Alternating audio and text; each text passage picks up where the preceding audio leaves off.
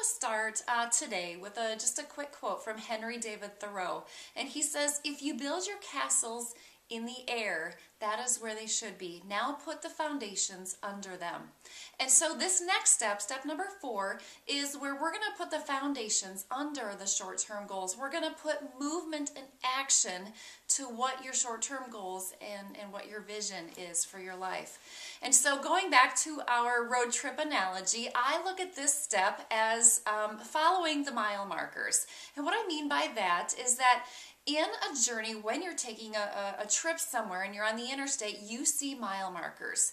And what these mile markers are for your trip is what certain daily activities or things that you do consistently over time that add up to be the journey called your life.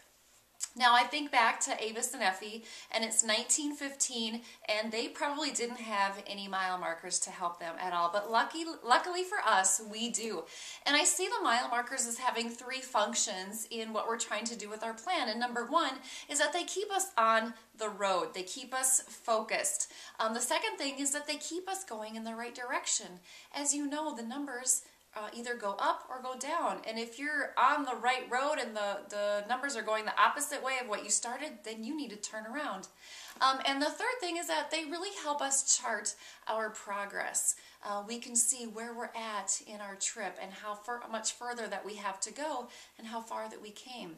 So let me give you an example of what I mean. So if you want to lose 10 pounds in the next couple of months, you cannot just wish that that will happen. You have to put movement to that goal. And so you're going to probably say that you're going to work out 3 or 4 times a week. You probably need to cut down on the soda intake and the sweets and probably eat more vegetables and fruit and protein.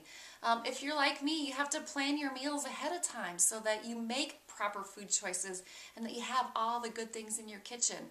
So here's your assignment is I want you to take each of the short-term goals that you figured out for yourself and just break them down.